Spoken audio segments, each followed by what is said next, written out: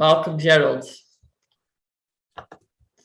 Welcome back to the daily Kitzur Shulchan Aruch Living Jewish class. Today we are learning a fascinating topic, which is the laws of the Heter Iska.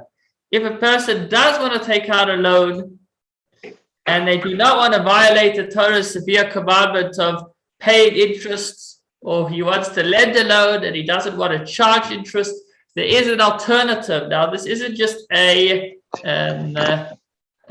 not just semantics. It's not just a play on words. It's a fundamental change to the financial arrangement. And so when you do want to go ahead and take out a loan, if it's coming from a Jewish company, then you want to be sure to implement the Heter Iska agreement. Perfect. And that Heter Iska agreement will turn the interest loan into a business venture. Again, it's not semantics, it's a fundamental change to the contract. Let's see how that works. I do recall, I think, seeing on the wall to Sasford in Melrose Arch. As you came in, there was a big sign on top of the secretary that said that all financial arrangements are under the conditions of the Heter Iska agreement. So that it's a legally binding condition and arrangement. And if a person decided to violate the conditions of the Heter Iska arrangement, it would be legally binding and they would be able to be taken to a civil court for that. Interestingly, so if you have a loan, or so to speak loan, but you incorporate the Heter Iska arrangement into your loan, and you both sign on it, as long as the loan says that this loan is under the conditions of the Heter Iska arrangement outlined on page this and this of this article, or outlined in chapter 66 of the Kitzur Shulchan Aruch, then that would have legal ramifications. As I said, it changes it from being a loan into being a business venture. Let's see how that works. So for starters, the first thing that we establish is if I borrow money from John, and I say to John, please give me 100 rand. I am going to invest it in cotton. I'm going to take the 100 rand. I'm going to buy cotton in Pretoria, and I'm going to sell it for 200 rand in Johannesburg. And then we'll split the profits. I will keep 50 rand of the profits, and you will keep 50 rand of the profits. Meaning, if you lend me 100 rand for me to invest as your partner in cotton, and I succeed in that investment by turning the 100 rand into 200 rand, then I will pay you back the 100 rand plus 50 rand, which is 50% of the profits. So this is interest. Meaning, what happened was I borrowed 100 rand and I gave back 150 rand. So the rabbis termed it like this. What's really happening over here is I'm not taking a loan of 100 rand. What's really happening is I'm taking two separate transactions. There are two separate transactions happening over here. I'm borrowing 50 rand, of which I'm completely responsible. And the other 50 rand, I'm acting as John's agent. Okay, so when I go to Pretoria and I buy the cotton for 100 rand, actually half of the cotton belongs to me because I borrowed 50 rand from John. So half of that cotton is mine. And half of the cotton belongs to John because I'm just acting as his agent to buy that cotton for 50 rand. What's the problem with that? What it means is, what has happened is I have taken a 50 rand loan and paid John the service of investing his 50 rand in the other 50% of the cotton. And that is an interest loan, because it means that I said, give me 50 Rand, and that's my responsibility. And in turn, I will give you a benefit. I will invest your 50 Rand. And that's prohibited. So that would be if John gives me money to invest and the profits are divided equally. Now, this obviously would raise a large issue, because if you're running a company and you need investors, then that's what investors do.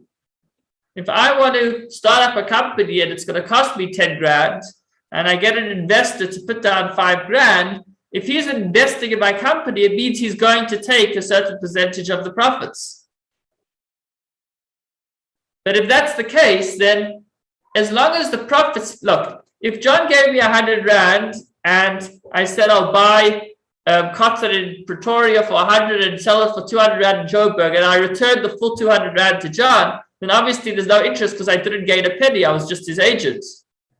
But as long as I am keeping part of the profits and I'm giving back part of the profits, what is actually happening is I am paying interest for the loan. So what's the solution? For this, we have the Heter Iska agreement. Let's take a look at it inside. So let's just read what we've just discussed inside. If one gives money to another for a business, stipulating that the profits be divided equally, and any loss incurred also be shared by both of them equally, this is called Iska and is prohibited. Why? Because half of the money is considered a loan to the trader, to the recipient, for which he is responsible, and out of which he receives the profits, and for which he also incurs the loss. And the other half is considered as a deposit for safekeeping, for it remains the responsibility of the investor. And he receives the profit from this half, the investor, and incurs the loss from this half. Now, the trader preoccupies himself and bothers with the Picarded half, which belongs to the investor, only because he gives him half the money as a loan. And so this is ribis and prohibited. So how do we legalize this? As follows. If the investor gives the trader some form of compensation for the effort and bother that he expends when dealing with his share, then the compensation should be set beforehand or paid immediately upon the transfer of the monies. Even a nominal payment is sufficient. Let me explain what that means. Outside, what this means is as follows.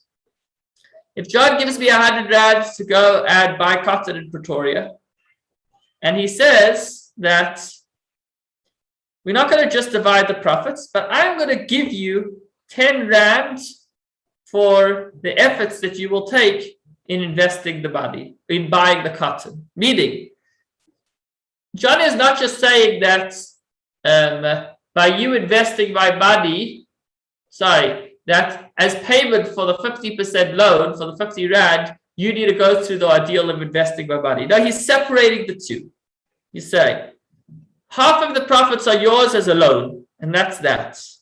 Now, as far as the other half of the profits that I'm going to collect, I'm going to pay you to be my agent for that. So, if John says that, here's 100 Rand, go and buy cotton in Pretoria, and I will pay you as my agent 10 Rand. And then let's divide the profits. Then there's no problem. Because then the 50% profit that I keep is a loan, and the 50% profit that John keeps, he's paid me for. He's paid me to be his agent. So this is the first form of a Heter Iska arrangement. If the investor pays the businessman some form of payment for his efforts, then it means that the payment that the businessman is being paid is not just in the form of a loan, in which case it would be interest, but rather there's a separate payment that's taking place as well. Hope I haven't lost you all. There are a number of ways that this can be set up. Let's look at this a little further.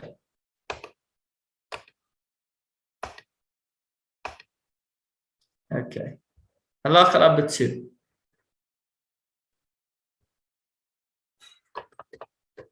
alternatively, or in additionally, the heter Iska agreement can stipulate that the trader or the borrower and trader, is not to be believed should he claim that he incurred a loss from the principal, unless there is testimony to that effect from valid witnesses, or he is to be trusted regarding the profit unless he takes an oath. Okay, what on earth does that mean? Let me explain it to you. It's very simple. If I borrow 100 rand,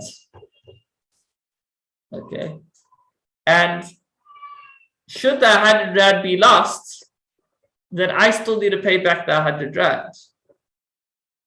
Right? So if I'm taking a loan and I'm going to have to be, so let's go back to the previous scenario. I borrowed 100 rand, I went to Pretoria, I bought the cotton, and it turned out that the cotton was actually garbage. It was plastic. It was worthless. So I took the 100 rand and I lost it. So now we got to ask ourselves, was this a joint business venture or was it a loan? If it was a joint business venture, then I would not need to pay back the 100 rand.